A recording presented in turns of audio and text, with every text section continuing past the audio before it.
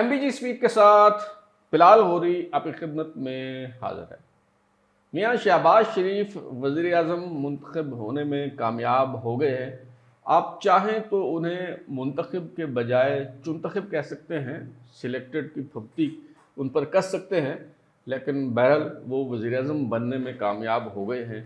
सवाल ये है कि क्या ये कंपनी चलेगी, बल्कि यूँ कहें कि कंपनी सरकार का ये जो लाया हुआ सेटअप है, क्या ये सेटअप चलेगा, ये कंपनी चलेगी। और सबसे अहम तरीन सवाल ये है कि ये जो कमज़ोर तरीन हुकूमत है, ये मुल्क के गंभीर तरीन मसाइल को हल कर पाएगी या नहीं हल कर पाएगी। आवाम की जो मुश्किलात हैं, जो मसाइल हैं, क्या उनमें कोई अफाका होगा या नहीं होगा। ये सेटअप जो लाया गया है, ये कितनी देर के लिए लाया गया है। और जो इससे पिछला सेटअप था, यानी 2018 में जब तहरीक इंसाफ की हुकूमत आई थी, उसे हाइब्रिड निज़ाम कहा जाता था। तो क्या ये हाइब्रिड प्लस निज़ाम लाया गया है? आज के शो में हम इसी हवाले से गुफ्तगू करेंगे और ये जानने की कोशिश करेंगे। थोड़ा सा मैं आपको माजी में ले चलता हूँ, क्योंकि मैं ये समझता हूँ कि जिस तरह गाड़ी में बैक व्यू मिरर होता है, उसमें जब आप पीछे मुड़ के देखते हैं तो आपको पता चलता है कि पीछे क्या हुआ था। तो माजी में झांकना और देखना बहुत ज़रूरी होता है। उसके बगैर आप अपनी सिमत जो है वो मुतय्यन नहीं कर सकते, आप अपनी इस्लाह जो है वो नहीं कर सकते। 1988 में जब पीपल्स पार्टी इलेक्शन जीती, तो जो मुक़्तदर हलके थे, उन्होंने अगरचे उससे पहले पीपल्स पार्टी का रास्ता रोकने की कोशिश भी की, लेकिन उसके बावजूद पीपल्स पार्टी जीत गई। अगरचे वो कोई बहुत ज़्यादा अक्सरियत नहीं थी, लेकिन सादा अक्सरियत जो है वो पीपल्स पार्टी के पास थी। People's party single largest party के तौर पे जो है वो सामने आई। तो मुक़्तदर हलके बहुत रिलेक्टेंट थे इक़्तिदार हैंडओवर करने में। और फिर कुछ शराइत पर ये जो इक़्तिदार है, ये बेनज़ीर भुट्टो साहिबा को दिया गया। और बेनज़ीर भुट्टो साहिबा के साथ जो शराइत तय की गई, उनमें से कुछ शर्तें ये थी कि पॉलिसियों का तसलसल जारी रखने के लिए कुछ लोग हैं जो कंटिन्यू करेंगे। मसलन सदर गुलाम इसहाक़ खान जो हैं वो अपने ओहदे पर मुतमक्किन रहेंगे। इसी तरह वज़ारत ख़ारजा का जो कलमदान है वो बदस्तूर साहबज़ादा याकूब अली ख़ान, बल्कि यूँ कहिए कि लेफ्टिनेंट जनरल रिटायर्ड साहबज़ादा याकूब अली ख़ान के पास जो है वो रहेगा। तो ये कुछ शराइत थी जो बेनज़ीर भुट्टो साहिबा के साथ तय की गई। लेकिन अभी जिन शराइत पर इक़्तिदार मियाँ शहबाज शरीफ साहब के हवाले किया गया है, वो उसके मुकाबले में बहुत कड़ी, सख्त और बहुत ज़्यादा हैं शराइत। वो शराइत जो 1988 में पीपल्स पार्टी के साथ या बेनज़ीर भुट्टो साहिबा के साथ जो है वो तय की गई। वजह क्या है? वजह ये है कि जो कामयाबी है, इंतखाबी कामयाबी, वो चाहे मशकूक हो या ना हो, लेकिन उसके बारे में एक तासुर बहरहाल ये ज़रूर है कि जो इंतखाबात में कामयाबी है वो जो है वो मशकूक है, नताइज जो हैं वो मशकूक हैं। उसकी इंतखाबी नताइज पर जो है वो सवालात उठा दिए गए हैं। और वो इस कदर जो सवालात हैं वो ताकतवर हैं, जो परसेप्शन बन गई है वो इतनी ताकतवर है कि हकीकत चाहे मुख्तलिफ भी हो उससे, तो इस बात से किसी किस्म का कोई फ़र्क जो है वो नहीं पड़ता। तो अभी जो शराइत तय की गई हैं वो कुछ मैं आपके सामने रखता हूँ और आप सुनेंगे तो आप हैरान रह जाएंगे। इस वक्त शराइत जो हैं वो ये रखी गई हैं कि जी पॉलिसियों का, अगरचे वैसे तो ये जो शहबाज शरीफ साहब की हुकूमत आई है, ये बज़ाते ख़ुद भी गुज़श्ता जो हुकूमत थी PDM की, उसका तसलसल है वो थोड़े बहुत जो है वो फ़र्क के साथ। लेकिन तय ये किया गया है, कहा गया है कि जी पॉलिसियों का तसलसल जारी रहे, इसके लिए कुछ अफराद कंटिन्यू करेंगे। मसलन ये तय किया गया है कि वज़ारत ख़जाना का कलमदान इसहाक़ डार साहब नहीं संभालेंगे, बल्कि डॉक्टर शमशाद अख्तर साहिबा जो साबिक गवर्नर हैं स्टेट बैंक की, और जो केयर टेकर सेटअप में वज़ारत ख़जाना का कलमदान संभाले हुए थी, कहा गया है कि वही कंटिन्यू करेंगी। अगरचे मुस्लिम लीग नून की तरफ से इस बात पे कोई मिन्नत समाजत जो है वो की जा रही है कि जी नहीं, इसहाक़ डार साहब को जो है वो वज़ीर ख़जाना हमें लगा लेने दें, लेकिन अभी तक ये मुतालबा मुस्लिम लीग नून का माना नहीं गया। और अभी तक यही बात है कि शमशाद अख्तर जो है वो कंटिन्यू करेंगे। अच्छा, दूसरा नाम जो है वो एप्टमा के गोहर एजाज साहब का है, जिनके पास सनत व पैदावार का कलमदान था निगरान सेटअप में। और कहा गया कि जी वो भी जो है वो कंटिन्यू करेंगे, क्योंकि वजह यह है कि वो मोहसिन नकवी साहब के करीब है और मोहसिन नकवी साहब जो है वो कंपनी सरकार के मोहसिन है। तो ये कहा जा रहा है कि जी गौहर एजाज साहब भी कंटिन्यू करेंगे। अच्छा, फिर जो कम्युनिकेशन एंड आईटी के वजीर थे निगरान सा टप में डॉक्टर उमर सैफ, उनके बारे में भी ये तय किया गया है कि वो इस पोजीशन पर कंटिन्यू करेंगे। आप इन लोगों को मशीर का अहदा दे दें और मशीर की हैसियत से ये इन वजारतों को जो है वो चलाएंगे। और डॉक्टर उमर सैफ के हवाले से इसलिए कहा गया है कि जी वो बड़ी अच्छी कारकर्दगी का मुजाहरा किया, बड़े उन्होंने अच्छे इनिशिएटिव लिए हैं, तो ये काम जो है वो चलता रहे, इसलिए उन्हें भी जो है वो आप कंटिन्यू करेंगे। और अगली जो बात है वो बड़ी हैरान और परेशान कौन है, वो ये है, ये जो शराकत इक़्तिदार का फार्मूला तय पाया पीपल्स पार्टी और नून लीग के दरमियान, उसमें जो 2 आइनी ओहदे हैं वो पीपल्स पार्टी को दिए गए। एक सदर मुमलिकत का मनसब के जी आसिफ जरदारी साहब जो हैं वो उम्मीदवार होंगे और मुस्लिम लीग नून जो है वो हिमायत करेगी। दूसरा जो अहम मनसब है वो चेयरमैन सेनेट का है, वो भी पीपल्स पार्टी को जो है वो दिया गया था कि जी आप जिस उम्मीदवार को नामजद करेंगे वो चेयरमैन सेनेट जो है वो बन जाएगा।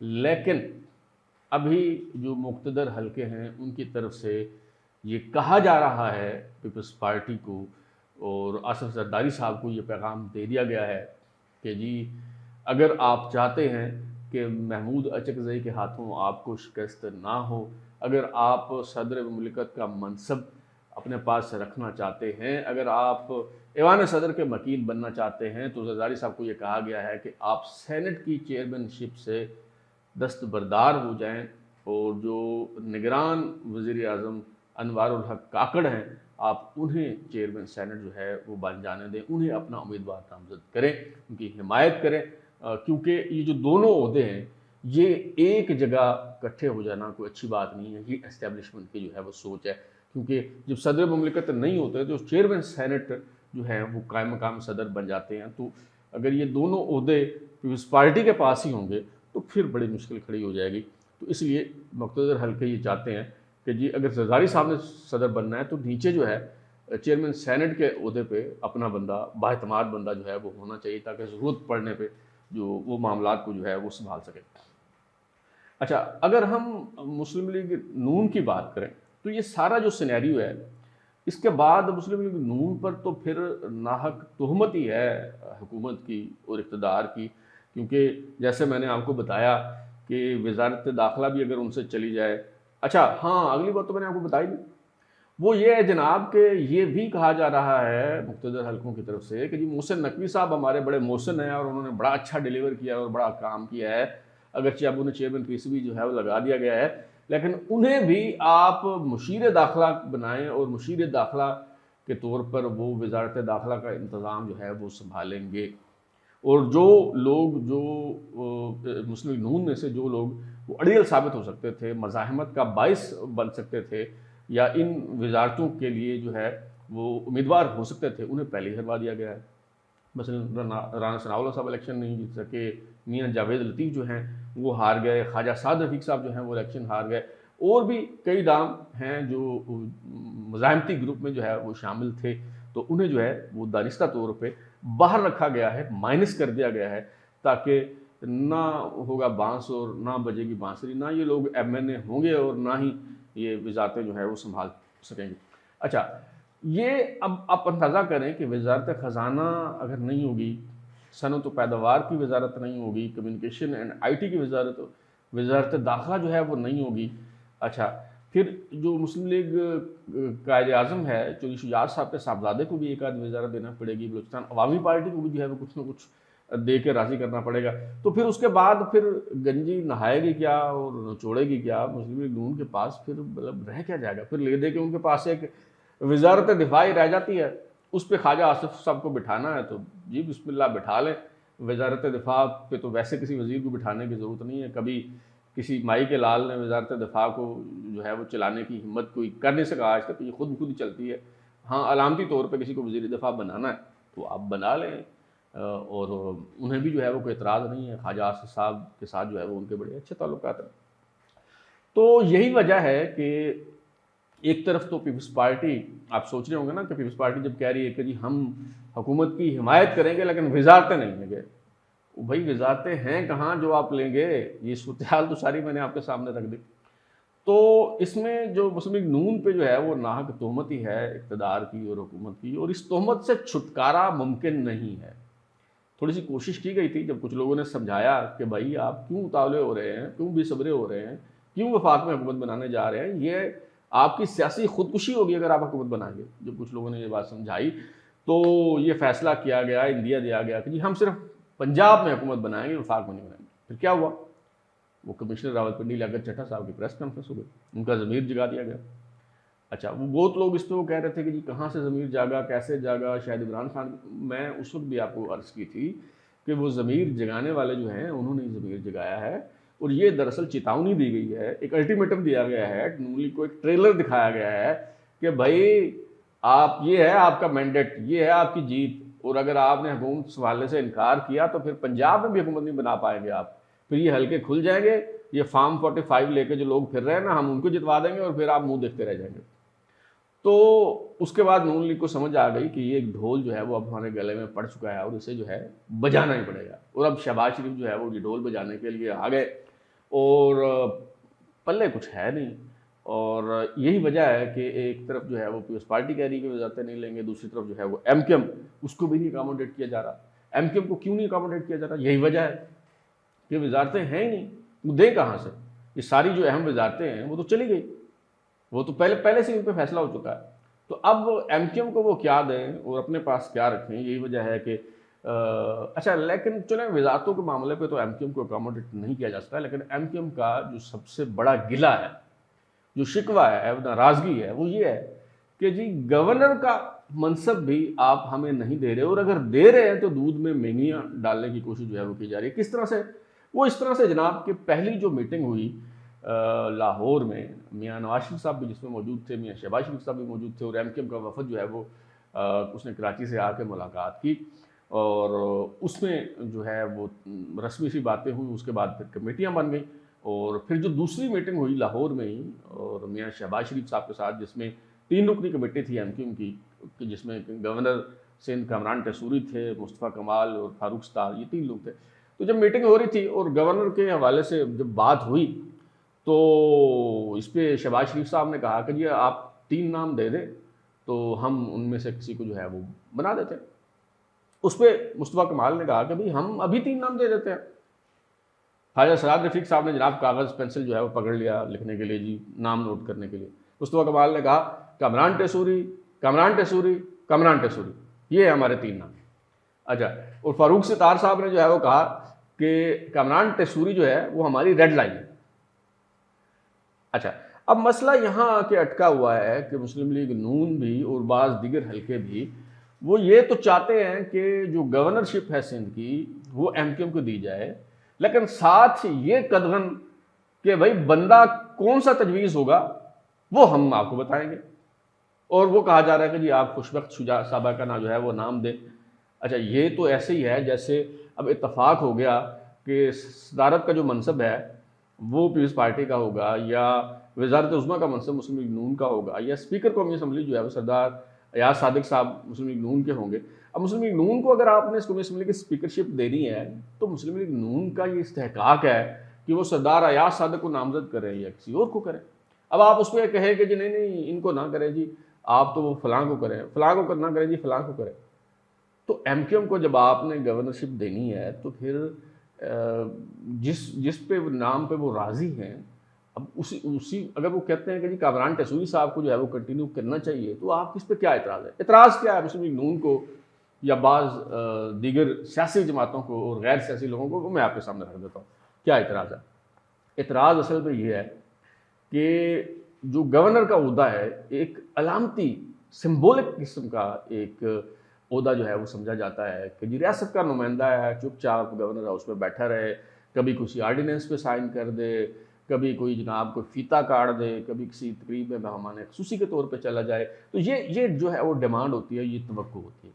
लेकिन कामरान टसूरी ने गवर्नर बनने के बाद अगर मैं ये कहूँ कि एक इनकलाब बर्पा कर दिया है कराची में, तो ये कहना जो है वो बेजा नहीं होगा, क्योंकि इतने का अवामी मसाइल हल किए हैं कामरान टसूरी साहब ने। उन्होंने गवर्नर हाउस के बाद, ये तहरीक इंसाफ तो दावे किया करती थी ना, कहा करती थी कि हम जो है वो प्राइम मिनिस्टर हाउस को यूनिवर्सिटी में तब्दील करेंगे, या कहते थे कि जी वो गवर्नर हाउस जो हैं वो हम आवाम के लिए खोल देंगे। तो कमरान टसूरी साहब ने सचमुच ये कर दिखाया है। एक तो उन्होंने गवर्नर हाउस के बाद जो है वो एक बेल लगवा दी है कि रात हो दिन हो कोई भी वक्त हो, आपके साथ कोई ज्यादती हुई है, कोई मसला हुआ है, कोई शिकायत है, आप आके वहाँ वो घंटी बजाएं और आपकी दाद रसी होगी। और कोई ब्यूरोक्रेसी जो है वो हायल नहीं होती, कोई भी गवर्नर हाउस जाके अपनी शिकायत जो है वो बता सकता है। दूसरा, वो जो मैंने कहा ना कि पीटीआई कहा करती थी कि हम प्राइम मिनिस्टर हाउस में जो है वो यूनिवर्सिटी बनाएंगे, तो ये कमरान टसूरी साहब जो है वो उन्होंने अमलन वो कर दिखाया है। किस तरह से कर दिखाया है मैं आपको अर्ज करता हूँ। एक आईटी यूनिवर्सिटी जो है वो बनाई गई है गवर्नर हाउस में। 24,000 स्क्वायर फीट पर ये आईटी यूनिवर्सिटी जो बनाई गई है, वहाँ इस वक्त भी 50,000 तलबा व तलबात जो हैं वो 3 शिफ्टों में तालीम हासिल कर रहे हैं। वहाँ पे ऐसे ऐसे कोर्सेज पढ़ाए जा रहे हैं कि अगर आप प्राइवेट वो कोर्सेज करें तो उस पर कई हज़ार डॉलर उसकी जो है वो फीस है। मसलन आर्टिफिशियल इंटेलिजेंस पढ़ाई जा रही है, मेटावर्स जो है वहाँ पढ़ाया का कोर्स करवाया जा रहा है। इसी तरह Web3 डेवलपर के कोर्स जो है ये वहाँ पे करवाए जा रहे हैं। अच्छा, सुबह 9 बजे से रात 10 बजे तक 3 शिफ्टों में जो है वो क्लासें होती हैं। अमेरिकी रियासत वर्जीनिया से जो बुलाए गए आईटी माहिरीन हैं वो वहाँ पढ़ा रहे हैं। और सिर्फ यही नहीं है, मतलब एक और जो इनिशिएटिव लिया है टसूरी साहब ने वो ये लिया है कि ये मोटरसाइकिल आपकी चोरी हुई है, पुलिस आपको ढूंढ के नहीं दे सकी, बरामद नहीं हुई, तो आप गवर्नर हाउस आएँ, FIR लेके बताएं, आपको नई नकोर मोटरसाइकिल दी जाएगी। और इस प्रोग्राम के तहत 6,000 जीरो मीटर मोटरसाइकिलें मुफ्त तकसीम की जा रही हैं कराची के उन शहरियों में जिनकी मोटरसाइकिलें चोरी हुई लेकिन पुलिस जो है वो बरामद नहीं कर सकी। इसके अलावा नौजवानों को उनके पैरों पर खड़ा करने के लिए और भी कई जो है वो मनसूबे हैं। मसलन पॉपकॉर्न बनाने वाली मशीनें मुफ्त तकसीम की जा रही हैं। अच्छा, चिप्स बनाने वाली, आलू के चिप्स बनाने वाली मशीनें मुफ्त तकसीम की जा रही हैं। और काबिल और बात यह है कि ये सारे काम, ये सब इकदाम जो हैं ये सरकारी खजाने से नहीं हो रहे। सरकारी खजाने का 1 रुपया भी खर्च नहीं हो रहा इन कामों पर। अच्छा, ये जो इकदाम हैं इनकी वजह से अवामी गवर्नर का टाइटल मिला है कमरान टसूरी साहब को, और वो बड़े वहाँ पे मकबूल हैं। मेयर कराची और वज़ीर आला सिंध से वो ज़्यादा मकबूल हैं कराची में। यही वजह है कि पीपल्स पार्टी भी अदम तहफ़्फ़ुज़ का शिकार है, मुस्लिम लीग नून भी जो है वो अदम तहफ़्फ़ुज़ का शिकार है। और वो चाहते हैं कि खुशबख्त शुजात साहबा, जिनकी उम्र कोई 78 या 79 साल जो है वो हो चुकी है, तो जिस तरह से 2016 में सईदुज़्ज़मान, जस्टिस रिटायर्ड सईदुज़्ज़मान सिद्दीकी साहब को मुस्लिम लीग नून ने गवर्नर लगाया था, वो चाहते हैं कि उसी तरह किसी ज़ईफ़ और नातवान शख्स को जो है वो गवर्नर बना के ला के वहाँ बिठा दिया जाए, ताकि वो इतना मुतहर्रिक और फ़आल ना हो, महज रस्मी नुमाइंदे के तौर पर ही एक अलामती और मलामती गवर्नर बन के जो है वो बैठा रहे। तो इस वजह से कहा जा रहा है कि जी गवर्नर तो हम MKM की मर्ज़ी का लगाएंगे, लेकिन MKM की मर्ज़ी क्या होगी ये हम बताएंगे। तो ये है कुछ तफसील, ये जो मौजूदा सेटअप आया है और उसमें शराकत इक़्तिदार के हवाले से जो इख्तलाफात हो रहे हैं, जो मसाइल हो रहे हैं, उनको मद्देनज़र रखते हुए मैं एक बात कहना चाहूँगा, और वो ये कि गुज़श्ता जो सेटअप था उसको हम कहते थे कि हाइब्रिड निज़ाम है। जो वो कोई जमहूरी या सिविलियन सेटअप नहीं है, बल्कि वो मिला जुला सा निज़ाम है। तो ये जो मौजूदा निज़ाम है, मैं कहूँगा कि ये हाइब्रिड प्लस निज़ाम है जो मुतारिफ़ करवाया गया है कंपनी सरकार की तरफ से। ये कब तक चलेगा? ये निज़ाम कोई लंबा चलने वाला नहीं है। ये कंपनी चलती हुई नज़र नहीं आ रही, और ये निज़ाम मैं समझता हूँ कि 29 नवंबर 2025 तक तो ये निज़ाम जैसे तैसे चलेगा, क्योंकि कंपनी सरकार ने इस निज़ाम को चलाना है, तो ये निज़ाम जो है वो चलता रहेगा। उसके बाद बिसात लपेट दी जाएगी, चिरागों में रोशनी नहीं रहेगी, और ये 29 नवंबर 2025 तक ये निज़ाम चलेगा। ये मैं क्यों कह रहा हूँ, ये मेरा ख्याल है बात आप अच्छी तरह से समझते हैं, इसको खोल के बयान करने की ज़रूरत नहीं है। अब तक के लिए इतना ही। बिलाल को इजाज़त दीजिए, फिर मुलाकात होगी। अगर आपको हमारा शो पसंद आया तो उसे लाइक करें, कमेंट करें, शेयर करें, और हमारा चैनल सब्सक्राइब करने के बाद बेल आइकन यानी घंटी ज़रूर दबाएं, ताकि आपको नई वीडियोज़ की नोटिफिकेशन मिलते रहें। बहुत शुक्रिया।